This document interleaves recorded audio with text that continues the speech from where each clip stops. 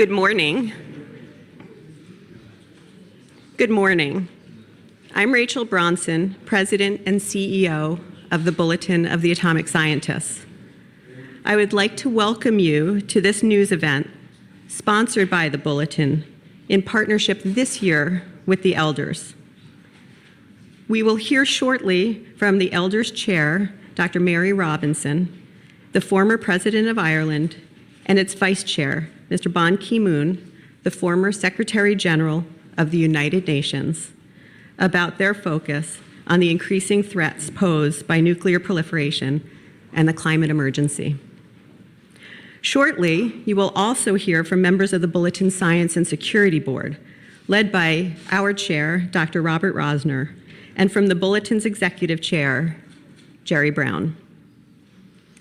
We are grateful to all of our partners and supporters from around the world, some of whom are here today.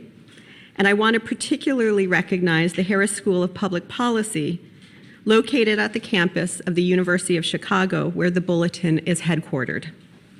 A school committed to training tomorrow's leaders to tackle humanity's greatest public policy challenges.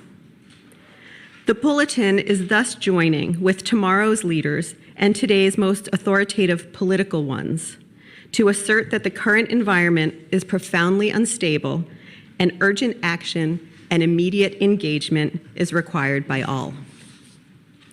We are here this morning to update you on the doomsday clock and our concerns about the challenges posed by man-made threats to our existence. The Science and Security Board of the Bulletin of the Atomic Scientists sets the doomsday clock each year to help answer two questions. Is humanity safer or at greater risk this year compared to last year? And this year compared to the nearly 75 years we have been setting the symbolic clock. November 2020 will mark the 75th anniversary of the Bulletin of the Atomic Scientists, an organization founded by scientists and joined by journalists, religious leaders, political leaders, and civic leaders and activists around the world, committed to ensuring that science and technology are used to advance a safer and healthier planet.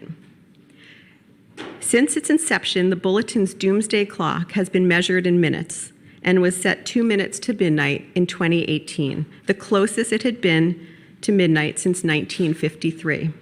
For a time when both the US and the Soviet Union had tested hydrogen bombs. It has been set as far away from midnight as 17 minutes to midnight at the end of the Cold War. When the board kept the clock at 2 minutes to midnight in 2019, we argued then that the global situation was abnormal, and that this new abnormal was simply too volatile and too dangerous to accept as a continuing state of world affairs. Today, we feel no more optimistic. In fact, both the nuclear and climate conditions are worsening, and we note that over the last 2 years, we have seen influential leaders denigrate and discard the most effective methods for addressing complex threats, international agreements with strong verification regimes, in favor of their own narrow interests and domestic political gain. By undermining cooperative science and law-based approaches to managing the most urgent threats to humanity, leaders have helped to create a situation that will, if unaddressed, lead to catastrophe sooner rather than later. It would be a privilege and an honor to move the hands of the doomsday clock away from midnight, but our current situation does not warrant that. The doomsday clock continues to tick forward, requiring us to recalibrate both our clock and the urgency we bring to today's challenges. As far as the Bulletin and the doomsday clock is concerned, the world has entered into a realm of a 2-minute warning, a period when danger is high and the margin for error is low. To move the clock closer to midnight moves us into a period that requires newfound vigilance and focus from leaders and citizens alike, as if every second matters. The moment demands attention and new creative responses if decision makers continue to fail to act, pretending that being inside the 2 minutes is no more urgent than the preceding period. Citizens around the world should rightfully echo the words of climate activist Greta Thunberg and ask, how dare you? With this in mind, I'd like to now ask Jerry Brown, Mary Robinson, and Ban Ki-moon to approach the clock to reveal the 2020 time.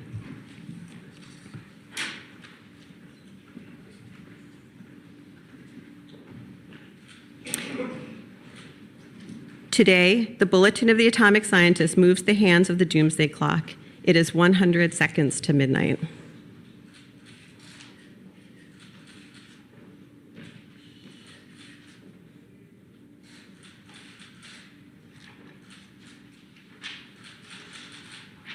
Thank you. I now invite members of the Bulletin Science and Security Board to provide the key findings of the Bulletin's report that is now available on our website at thebulletin.org.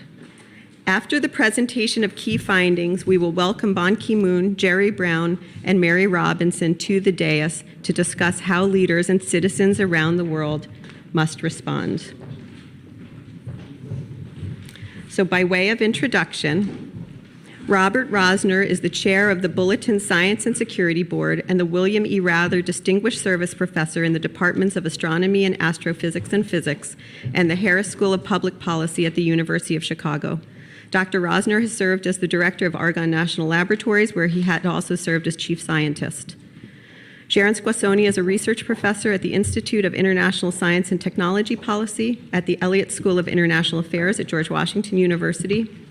Shivan Kartha is a senior scientist at the Stockholm Environmental Institute. He is a lead author of the upcoming IPCC Sixth Assessment Report to be released in 2021. Robert Latiff, a retired United States Air Force Major General, is a fellow at the University of Notre Dame Institute of Advanced Study. He is a member of the Intelligence Community Studies Board of the National Academies of Sciences, Engineering, and Medicine. Dr. Rosner. Thank you. My name is Robert Rosner, and I am chair of the Science and Security Board of the Bulletin of the Atomic Scientists. The doomsday clock is being set at 100 seconds to midnight. The fact that the doomsday clock hands now sit a mere 100 seconds from midnight signals really bad news indeed.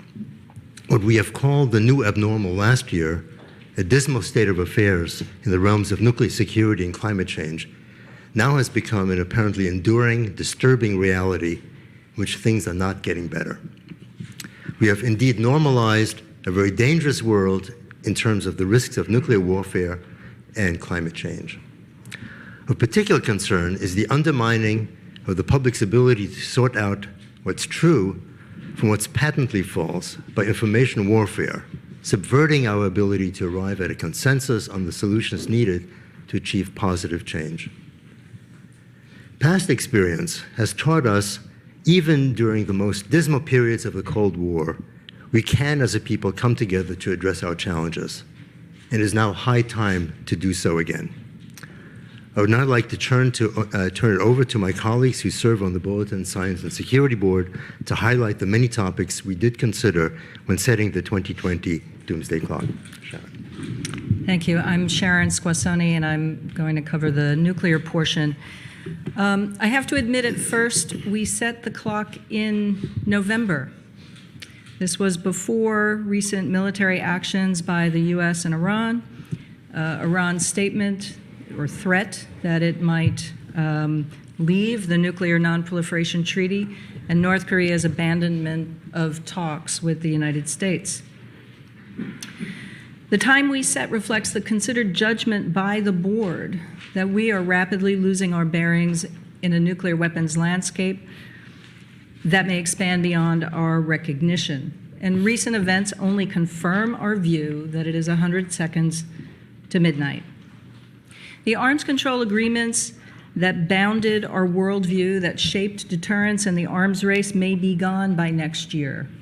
It is too dangerous to sleepwalk through this newly unstable environment, and we urgently need realistic steps to deal with the following developments. On Iran. Since the U.S. withdrew from the Iran nuclear agreement, Iran has slowly been reducing its compliance. Throughout 2019, Iran increased its stockpile of low-enriched uranium, increased its uranium enrichment levels, and added new and improved centrifuges. Early in January, Iran announced it would no longer observe limits imposed under the Iran nuclear deal on the number of centrifuges that it uses to enrich uranium.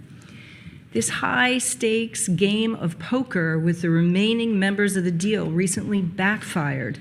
Iran wanted the other members to make good on their promises of lifting sanctions and increasing investment, but the opposite happened. Germany, the UK, and France could no longer ignore Iran's actions and triggered the dispute resolution process under the deal. Iran then announced it would withdraw from the Nuclear Nonproliferation Treaty if the Europeans took it further to the United Nations. So this year could see not just the complete collapse of the Iran nuclear deal, but also a significant blow to the Nuclear Nonproliferation Treaty. On North Korea, since 2018, there's been hope that despite the odds, Mr. Trump's unorthodox approach might actually bring North Korea to the negotiating table. And despite an early summit in Hanoi last year and subsequent working level meetings, no real progress ensued. And so by the end of 2019, Chairman Kim Jong-un announced that he would demonstrate a new strategic weapon and indicated that North Korea would forge ahead without sanctions relief. Until now, the willingness of both sides to continue a dialogue was positive, but Chairman Kim seems to have lost faith in President Trump's negotiating ability. And in an election year, it's not clear how much attention the Trump administration can afford to pay to North Korea. The third area is arms control. The U.S. officially withdrew from the Intermediate Range Nuclear Forces Treaty in 2019, citing Russian violations and a need to counter Chinese nuclear and conventional intermediate range missiles. The U.S. has not yet agreed to extend New START, which is a seminal treaty that limits U.S. and Russian deployed strategic nuclear weapons and delivery systems, although Russia has been requesting this since 2017. And even though such a step is easy and benefits the United States. Without New START, an extension of New START, the new Russian nuclear-tipped hypersonic Avangard missile will be unconstrained. And amid rumors that Mr. Trump disliked the Open Skies Treaty, Congress passed a bill to force the president to wait 4 months if he sought to withdraw. The Open Skies Treaty provides aerial overflights to build confidence and transparency around the world.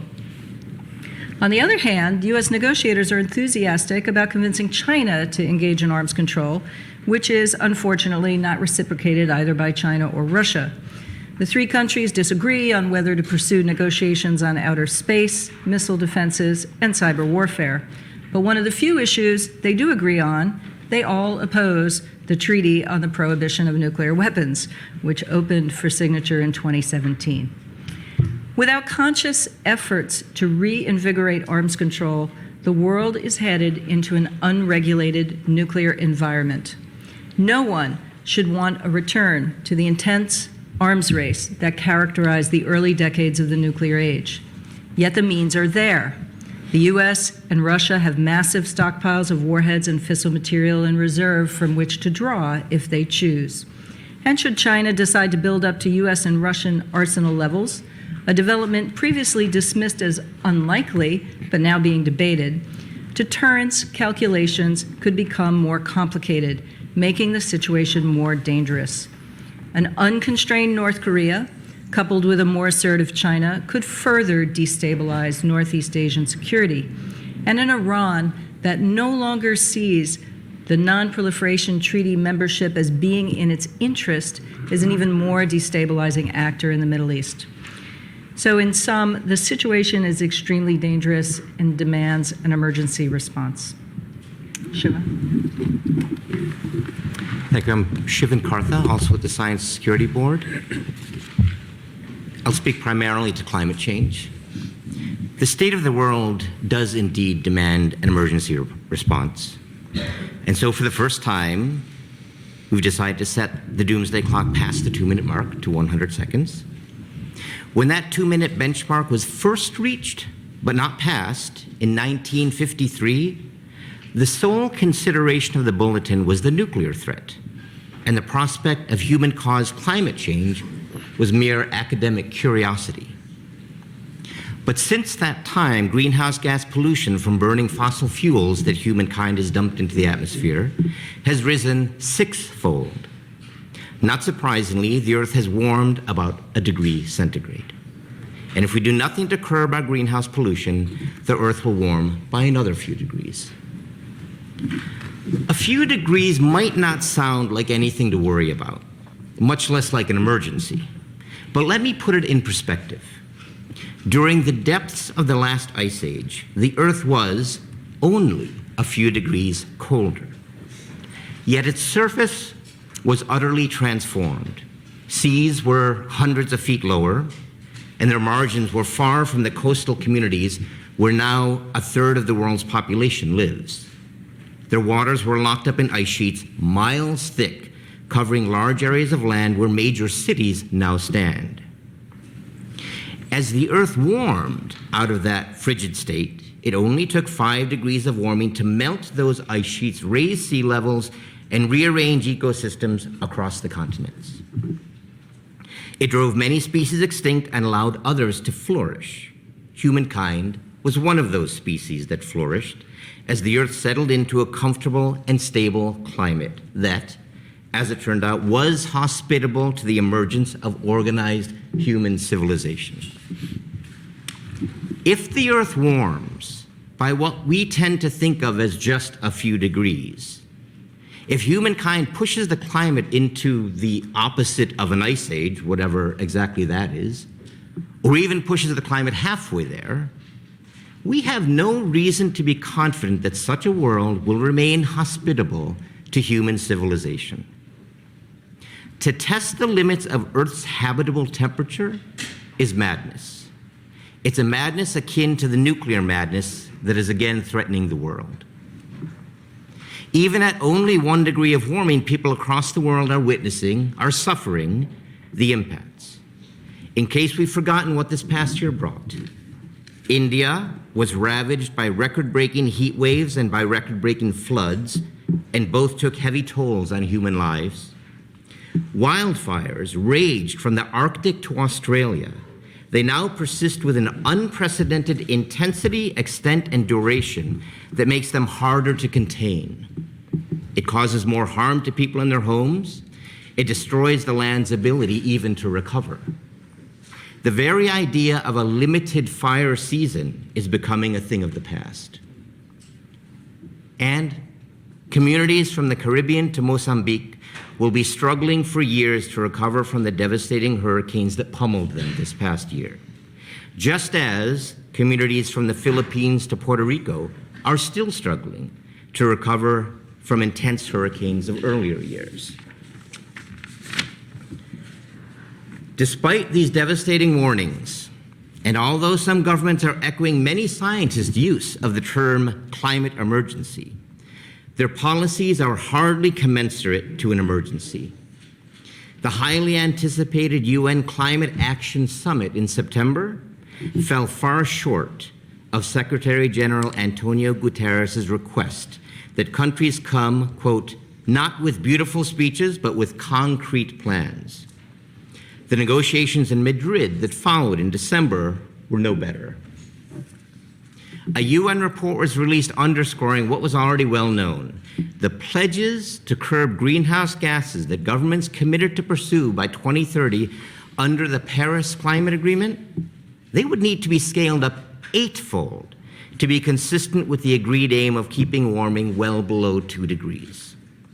And now, with 5 years past since that celebrated Paris breakthrough, only 10 years remain to achieve such cuts. We're far off course. The greenhouse gas pollution continues to rise, reaching record levels this past year, when science and plain arithmetic are clear. Emissions need to head towards zero. There's no question this is an emergency. The hope that humankind may yet shift course does exist. It lies in the fact that more and more people are grasping the reality of that emergency. And this is despite the active disinformation campaigns that continue to obscure the clarity of the scientific consensus on climate change. And despite some leaders' willingness to attend to and even amplify that disinformation. The engagement, activism, and protest that's emerging now is akin to the movements triggered by nuclear disaster and nuclear weapons fears in the 70s and 80s. The Bulletin takes heart in this mounting insistence that our leaders heed the science and begin acting like this is the emergency that it is. Thank you. I'm Robert Latif, member of the Science and Security Board. I'll discuss information warfare and some other disruptive technologies. For sure, nuclear war and climate change are indeed existential threats to humanity. Yet there are other developments in technology that portend a dangerous global instability. Cyber-enabled information warfare strikes at the very heart of what makes human interaction possible: information and trust. Add to that artificial intelligence, hypersonic weapons, biological threats, and the movement of conflict to outer space, and we have a witch's brew of ingredients for global conflict. The continued use in 2019 of untruths, exaggerations, and misrepresentations by world leaders in response to what they deem fake news has made worse an already dangerous situation. Active political antagonism by government towards science and disdain for expert opinion create fear and doubt regarding well-established science about climate change and other urgent challenges. In 2019, for example, hostility toward experts manifested itself in the wholesale trashing of respected science advisory boards. The U.S. administration ordered that 1/3 of the existing science committees be disbanded. The emergence of so-called deep fakes, audio and video recordings that are essentially undetectable as false, threatens to further undermine the ability to separate truth from fiction. And the resulting falsehoods hold the potential to create economic, social, and military chaos. Senior world leaders publishing doctored videos and photos of political adversaries seem to set a horrible example of what may come next. If nuclear weapons, climate change, and information warfare weren't bad enough, other new technologies aggravated the danger in 2019. Genetic engineering and synthetic biology technologies are now increasingly affordable and spreading rapidly. Dangerous regimes continue to work on potential pathogens. Artificial intelligence develops at a frenzied pace. In addition to the concern about its use in weapons that make kill decisions, AI is now being used in or planned for military command and control systems. In 2019, the U.S. Defense Advanced Research Projects Agency initiated work on a battlefield system that can decide and act on its own. And Russia announced a successful field test of its AI-controlled combat command and control system. There is increasing investment in hypersonic weapons that will severely limit the times available to targeted nations and create a dangerous degree of ambiguity and uncertainty that could lead to rapid escalation. At a minimum, these weapons are highly destabilizing and presage a new arms race. In 2019, Russia announced the deployment of the Avangard hypersonic missile glide vehicle, and the U.S. successfully tested a hypersonic cruise missile. Meanwhile, space has become a new arena for weapons development, with multiple countries testing and deploying anti-satellite or ASAT capabilities, and the United States creating a new military service, the Space Force, one of whose main goals is to prepare for space combat. In 2019, the U.S. Secretary of the Air Force publicly threatened to conduct a show of force in space. India tested a kinetic ASAT. Russia launched yet another Inspector satellite capable of close approaches. And the U.S. administration called for plans to station missile defense interceptors in orbit. Physicists discuss the concept of unstable equilibrium, in which a system, if pushed only slightly, will accelerate away from equilibrium. And I underline accelerate away, in an attempt to reach a lower energy state. Just as in physics, so too can a fragile global peace be upset by a seemingly minor event. It seems the world is a pressure cooker in which a disturbance or an imperfection somewhere could create such an event. The military is already under enormous stress with multiple repeated deployments. The system is highly complex, heavily computer controlled, and tightly networked. combined with the recent more aggressive and bellicose posture of the most highly armed countries, an uneasy equilibrium exists around the world. It is a high-energy system that only requires a simple mistake somewhere in a world bristling with weapons for a war to start and escalate catastrophically. For a variety of reasons that include a corrupted and manipulated media environment, democratic governments and other institutions that should be working to address these threats have failed to rise to the challenge, and that must change. Thank you. To the Bulletin Science and Security Board. They will return to the dais shortly to take your questions. But as they exit the dais, I now welcome Ban Ki-moon, Jerry Brown, and Mary Robinson to the dais.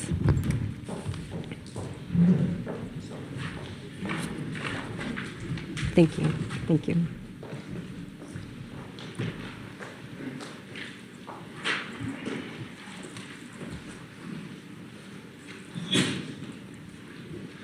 As they approach, I will do some introductions. Mary Robinson is the chair of the elders. She served formerly as the President of Ireland and as the UN High Commissioner for Human Rights. Ban Ki-moon is the deputy chair of the elders and served formerly as the UN Secretary General and Foreign Minister of South Korea. And Jerry Brown is the executive chair of the Bulletin of the Atomic Scientists and the former governor of the state of California. To help us make sense of what can be done about what you just heard from the Science and Security Board, I now turn the microphone over to Dr. Mary Robinson. Thank you, Rachel. Governor Brown, Chair Bob Rosner, ladies and gentlemen. On behalf of myself, Ban Ki-moon, and all the elders, it's a great honor to be here today for what can only be described as a solemn occasion. I must say, as I listened to the excellent but devastating presentation of the scientists, I felt more and more a strong personal reaction, the reaction of an angry granny. This is not acceptable. When Nelson Mandela founded the Elders in 2007, he spoke of the need to support courage where there is fear, foster agreement where there is conflict, and inspire hope where there is despair. I often recall these words, but rarely do they feel as important as they do today. The doomsday clock is a globally recognized indicator of the vulnerability of our existence. It's a striking metaphor for the precarious state of the world. But most frighteningly, as we have just heard, it's a metaphor backed by rigorous scientific scrutiny. This is no mere analogy. We are now 100 seconds to midnight, and the world needs to wake up. Our planet faces two simultaneous existential threats: the climate crisis and nuclear weapons. We're faced by a gathering storm of extinction-level consequences, and time is running out. The science of the climate crisis makes it imperative that we take urgent action in 2020. We need a change of mindset in politics, finance, business, and civil society, one that enables us to keep temperature rises at or below 1.5 degrees Celsius, whilst protecting the rights, dignity, and livelihoods of those affected by the shift to a carbon-neutral economy. Not to do so will be a death sentence for humanity, and yet world leaders continue to ignore the science. International climate summits fail to reach agreement, and investment in the exploration and exploitation of fossil fuels continues to increase. Despite this dire picture of failing leadership and narrow self-interest, we can draw hope and inspiration from the young schoolchildren and activists who are striking under the banner Fridays for Future. Here in the United States, I've been hugely inspired by the way so many people from politics, business, labor unions, faith groups, women's and youth movements declared they were still in the Paris Accord, despite the federal administration's withdrawal, including, of course, Governor Brown in California. However, whilst public pressure gives us a sliver of hope for our climate, the opposite is true on nuclear. As long as nuclear weapons remain in existence, it is inevitable that they will one day be used, whether by accident, miscalculation, or design. Yet the scale of a potential catastrophe and discussion on what could be done to de-escalate the risk of a nuclear war has been given a shockingly low amount of consideration by political decision makers, opinion formers, and the public. This is why the elders have proposed a nuclear minimization agenda that we believe would significantly contribute to reducing the threat of nuclear catastrophe. Our position is summed up by what we call the 4 Ds. Doctrine: every nuclear state should make an unequivocal no first use declaration. De-alerting: almost all warheads should be taken off high alert status. Deployment: substantially reduce the 1/4 of all nuclear warheads that are currently operationally deployed. Decrease numbers: dramatically cut the number of nuclear weapons in existence. However, such proposals will never come to pass if we don't first defend and strengthen the nuclear arms controls that still exist. The elders believe this must begin with the United States and the Russian Federation negotiating the extension of New START, the only remaining bilateral agreement between these 2 nuclear superpowers, without delay. I note that President Putin has explicitly said he is ready to do this. So I urge President Trump to respond in kind so both men can get down to business. They should recall and reiterate the declaration of their predecessors, Ronald Reagan and Mikhail Gorbachev, that, and I quote, "a nuclear war can never be won and must never be fought." These were pioneering words at the time, and the world needs to hear them again. Such a step would help create an environment for nuclear disarmament ahead of the Non-Proliferation Treaty Review Conference later this year, and inspire other leaders to take similarly bold steps. Let such a nuclear détente be the way the world marks both the 75th anniversary of Hiroshima and Nagasaki and the 50th anniversary of the Non-Proliferation Treaty. Let this year be the start of a new era of nuclear negotiations. Let's hope to return here in a year's time to reveal the hands on this clock are further from midnight than they are today. Thank you. Thank you. Mr. Bond.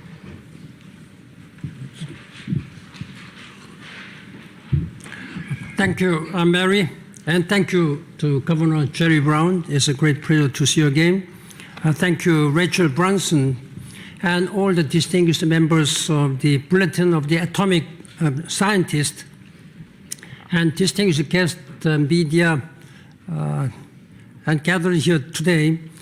As our chair of the elders, Mary Robinson, has just said, it is also for me an honor to be here today to unveil the doomsday clock, but with the solemn sense of duty and moral responsibility, and also frightening sense of what is happening in this world without any governance structures of global disarmament of nuclear weapons.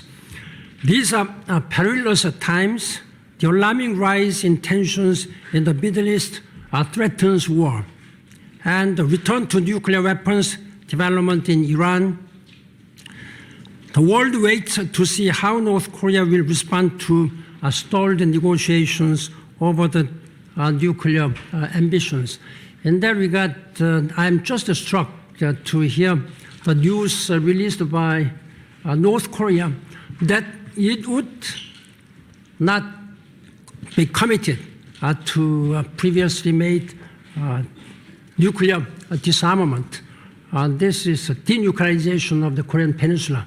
This is again very, very surprising and shocking that North Korea is now officially made it happen on Tuesday.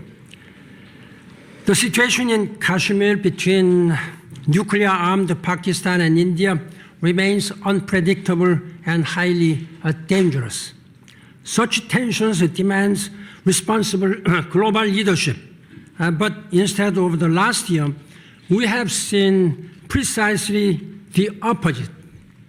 We have seen termination of the intermediate Range Nuclear Forces Treaty, division and uncertainty regarding the upcoming review conference of the NPT, and most worryingly, the absence of any meaningful negotiations between the United States and Russia to extend New START. It would send a deeply negative message to the world if New START is allowed to expire in February next year, 2021. This would not only eliminate the remaining constraints on deployed nuclear arsenals, but also remove the monitoring and inspection capabilities, which have provided both sides with increased transparency regarding nuclear capability. On the Nuclear Proliferation Treaty, the elders believe the world must seize the opportunities presented by the review conference that begins in April. This treaty is the backbone of the multilateral consensus on nuclear arms control, and yet disagreement and frustrations between its signatories mean there is a significant risk that the conference could conclude without an agreed outcome, like what had happened in 2015. That's a scenario that would undermine the treaty and could even trigger withdrawal by other member states. Alongside the potential expiry of New START, there is a disastrous scenario for the world. It exemplifies the failures of global leadership and the weakness of the multilateral system in the face of isolationist politics that sees diplomacy as a zero-sum game rather than a means of finding common solutions to common challenges. At a time when world leaders should be focused on the clear and present dangers of nuclear escalation and the climate emergency, climate crisis, we are instead witnessing denial, disregard, and dangerous brinksmanship. The existential risk of climate change and nuclear war are increasing just as the decision-making frameworks to address them are unraveling, from the Paris Agreement on climate change to the JCPOA, Joint Comprehensive Plan of Action, despondency of the Non-Proliferation Treaty to impotency at the United Nations Security Council. Our mechanisms for collaboration are being undermined when we need them most. To echo Mary Robinson, we must see urgent action on the climate crisis in 2020. All countries must come to COP26 in Glasgow in November with clear plans and strong commitment for delivering carbon net zero commitment by 2050. We must see an immediate end to the investment in and exploration of fossil fuels. We must heed the demands of the young people on our streets and listen to the science. We cannot negotiate with the nature. We also have to listen to the warning of nature. The United States must somehow begin to demonstrate global leadership at the federal level too. Without it, we cannot hope to meet the targets that will keep global warming to manageable levels. Without US leadership and participation, there will be no winners from this climate crisis. We will all become losers. In the end, we will only overcome these existential threats by working together, and to do so, the world's need to re-energize multilateralism. I do believe there is an opportunity to this in this coming year. As a former Secretary General, I am deeply concerned by the fact that multilateralism is now under serious attack by those countries, particularly most powerful country who has been playing global leadership based on this global governing framework, multilateralism, the United Nations, which is symbolized by this multilateralism. Ladies and gentlemen, 2020, this year, marks 75 years since the end of the Second World War and the birth of nuclear age, and indeed the founding of the Bulletin of Atomic Scientists. It also marks, most importantly, 75th anniversary of the founding of the United Nations. This is an opportunity for the world leaders and citizens to renew its commitment to multilateralism. It is a time for world leaders to bring a new mindset with the global citizenship to the key moments ahead of us in 2020, to create the foundation for a just transition to carbon net zero economy and redouble the efforts towards a world free of nuclear weapons. We can overcome these existential threats we face, but we must act together. We must work together. There's not a single country or individual, however powerful, however resourceful one may be, can do it alone. We have to all our hands on deck. We have all worked together. Ladies and gentlemen, let us work to address these two existential threats, nuclear threat as well as climate crisis. Thank you. Thank you. Governor Brown.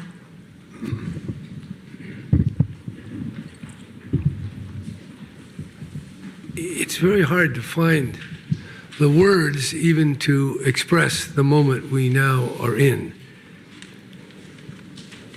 What you're hearing this morning is really the voice of prophets of doom. Speaking of danger and destruction is never very easy. If you speak the truth, people will not want to listen because it's too awful and it makes you sound like a crackpot. Our own president, in front of the Davos businessmen of the world, called out against what he called the prophets of doom. Now, he didn't particularize on what doom he was talking about, but I think back to the prophets of old, to Isaiah, to Jeremiah. They weren't listened either.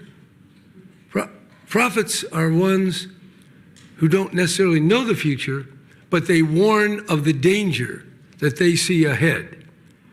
Today, we live in a world of vast, deep, and pervasive complacency.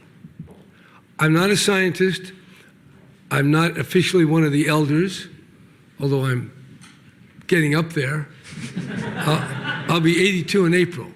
So let me speak from the position of someone who spent most of his life in politics.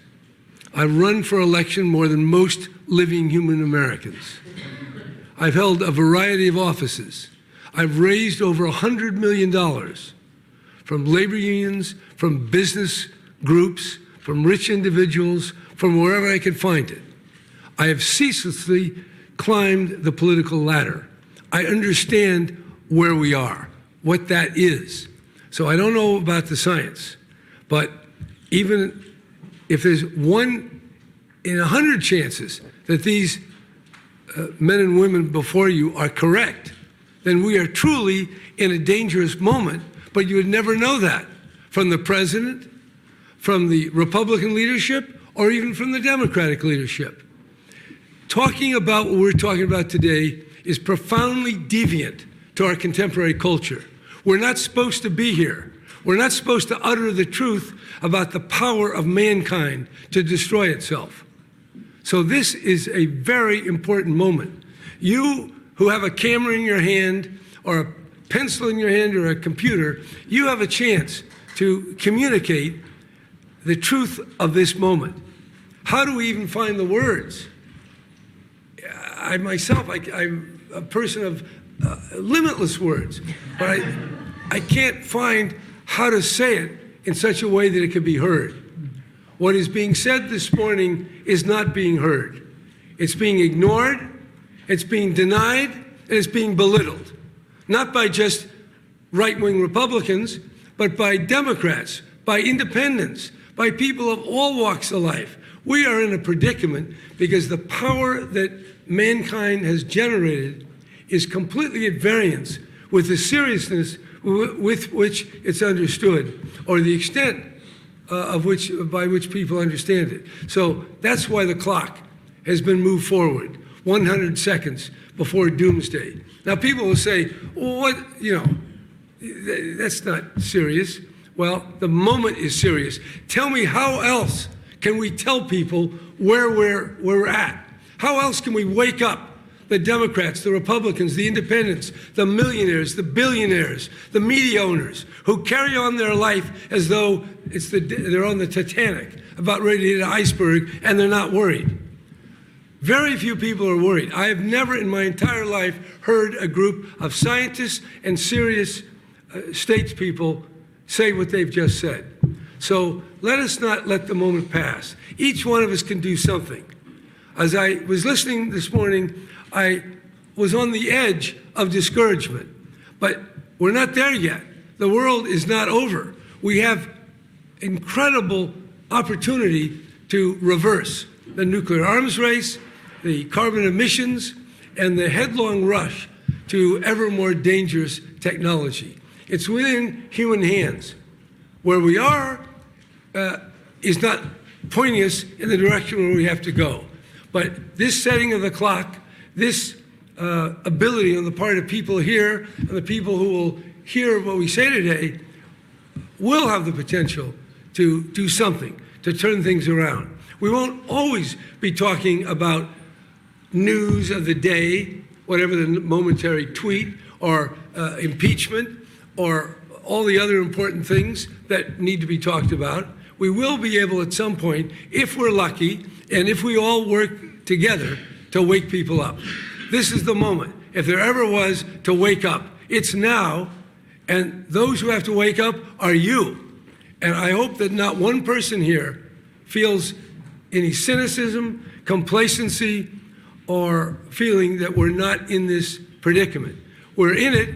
It's dire, but we're not there yet. We can still pull back from the brink. But we have to do what we're not doing.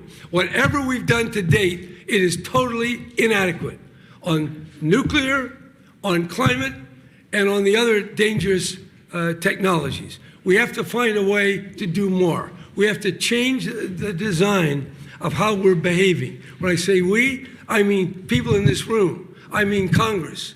I mean the campaign contributors. I've spent my life seeking the favor of these powerful people.